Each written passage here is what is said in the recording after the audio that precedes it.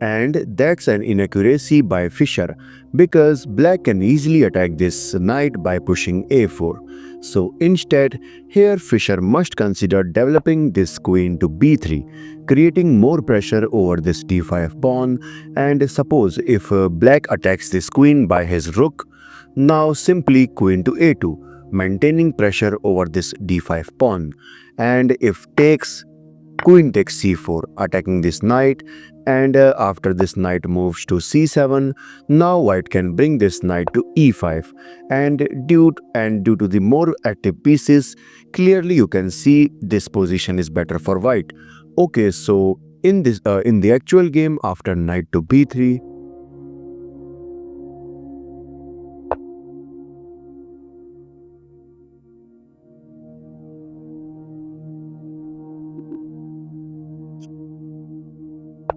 And now you can see, now Fischer is threatening to sacrifice his knight on a5 so that he can capture this bishop on d7 with a fork.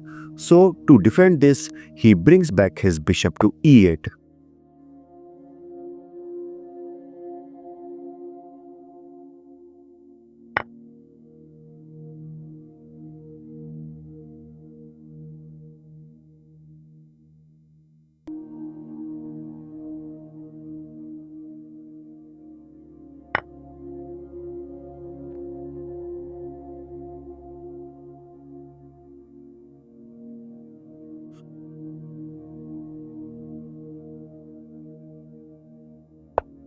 Okay, so here Fischer is threatening to bring this knight to c6 so that he can fork these two pieces. So to defend this, black can bring his queen to d6. So which also attacks this knight. But here instead he made an inaccuracy by rook to b2.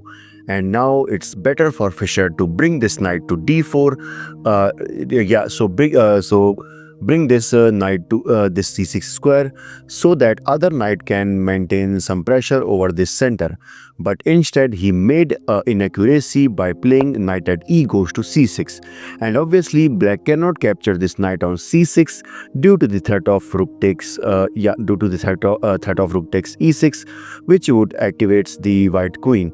So that's why after seeing this all, he decides to bring his queen to d6, and now black is threatening to play e5.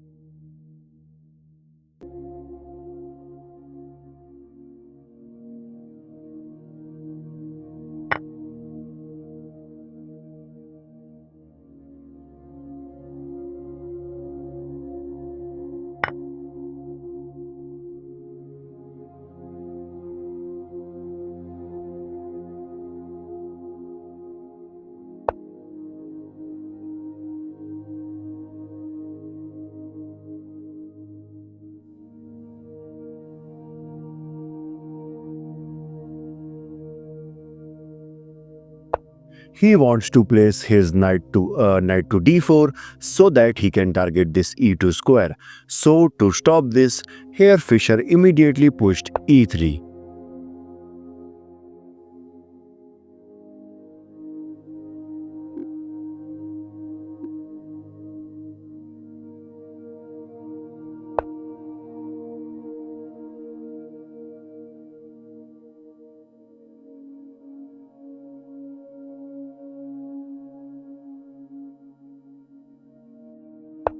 Maybe he wants to place his rook to c5 so that he can target this a5 pawn.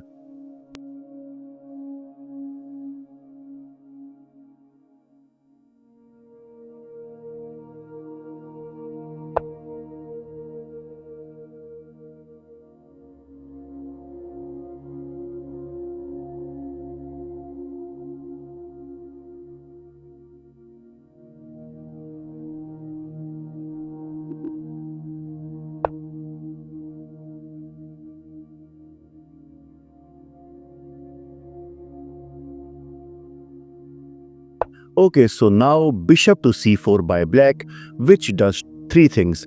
First of all, black is threatening to capture this knight on d5, supported by this queen. Secondly, black is also blocking this knight from going to c5. And third one, black can now bring his rook to e2 so that he can target this queen. But but what's the problem? Why this move is an inaccuracy? This is because now white can easily tackle this by going queen to c2, which first of all attacks this rook, and to defend this, if bishop to b5, now comes g4, attacking this knight, and after this knight moves to h4, queen to c5, attacking this bishop as well as asking for queen exchange. And if black exchanges the queen, since this bishop is attacked, so he has to move. Knight takes e7 check, king to g7, and finally rook at e goes to e1. So as you can see, now white is better. But after bishop to c4, here Fischer missed that move and instead he blundered by knight to c3. And yes, this attacks this rook, but after rook to b4, suddenly you can see this knight on c3 is not doing too much here, and it would be better on this d5 square, targeting the important key squares of black.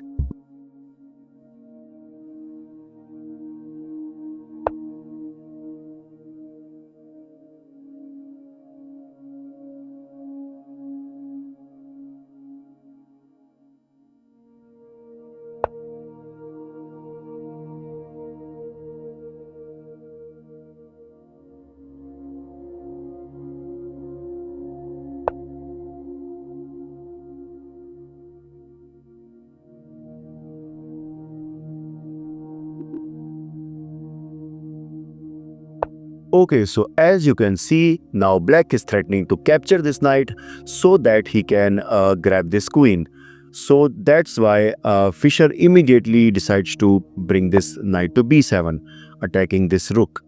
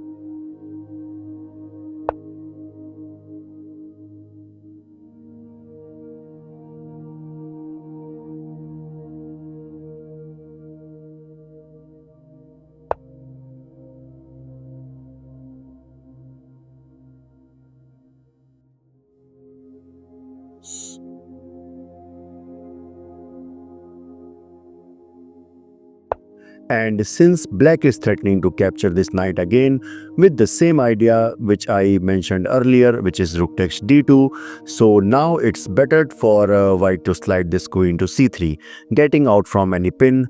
But here Fischer decides to capture on f5.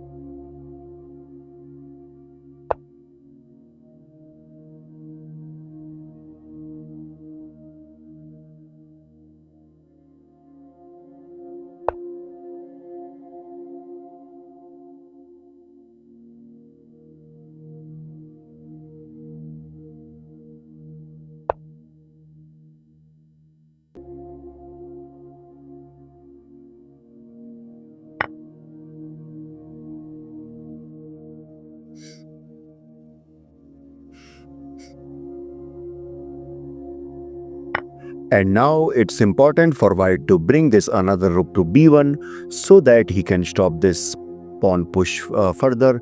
But he made a mistake by playing queen to b2, and that's a mistake due to the next move which is played by black, which is rook to c8, threatening to play rook to c2, which attacks this queen.